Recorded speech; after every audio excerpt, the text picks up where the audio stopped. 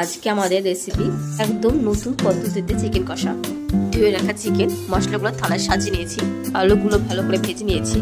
কড়াইতে পরিমাণ মতো তেল দিয়ে শুকনো লঙ্কা তেজপাতা দিয়ে দিলাম, কেটে রাখা পেঁয়াজ কুচি দিয়ে দিলাম, কাঁচা লঙ্কা দিয়ে দিলাম, ভালো করে নেড়ে চেড়ে নেব। আদা রসুন বাটা দিয়ে দিলাম, তার সাথে টমেটো কুচি দিয়ে দিলাম, স্বাদ মতো লবণ দিয়ে দিলাম। হালকা করে কষানো হয়েছে, এবার জিরে গুঁড়ো দিয়ে দিলাম, সামান্য পরিমাণ কাশ্মীরি লঙ্কা দিয়ে দিলাম, তার সাথে ধনে পাউডার দিয়ে দিলাম, ধুয়ে রাখা চিকেন দিয়ে দিলাম।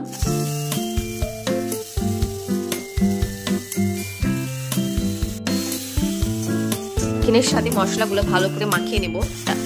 তার সাথে গোটা রসুন কোয়া দিয়ে দিলাম, ভালোভাবে কষানোর জন্য ঢাকা দিয়ে দিলাম।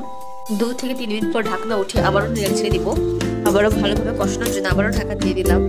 5 থেকে 6 মিনিট পর ঢাকনা উঠিয়ে আবারও নেড়ে ছেড়ে দিব। বারবার ঢাকা দিয়ে ঢাকনা তুলে ভালো করে কষাতে হবে। থেতো করে গোটা এলাচ দিয়ে দিলাম। ভালো করে কষানো হয়ে গেছে, এবার পরিমাণ মতো জল দিয়ে দিলাম। 5 থেকে 6 মিনিটের জন্য ঢাকা দিয়ে দিলাম। 5 থেকে 6 মিনিট পর ঢাকনাটা উঠিয়ে ভালো করে নেড়ে ছেড়ে নিলাম। আলু আর চিকেন ভালোভাবে সেদ্ধ হওয়ার জন্য আবারও ঢাকা দিয়ে দিব। আলু আর চিকেন ভালোভাবে সেদ্ধ হয়ে গেছে, মিট মশলা দিয়ে দিলাম। মিট মশলা দিয়ে 2 থেকে 3 মিনিট ফুটিয়ে নামিয়ে নেব। নতুন পদ্ধতিতে চিকেন কষা তৈরি হয়ে গেছে, এবার আমরা নামিয়ে নেব। নামিয়ে নেওয়ার পর ধনেপাতা কুচি দিয়ে দিলাম। এই রেসিপিটি যদি ভালো লাগে লাইক, কমেন্ট অ্যান্ড সাবস্ক্রাইব করে পাশে থাকবেন।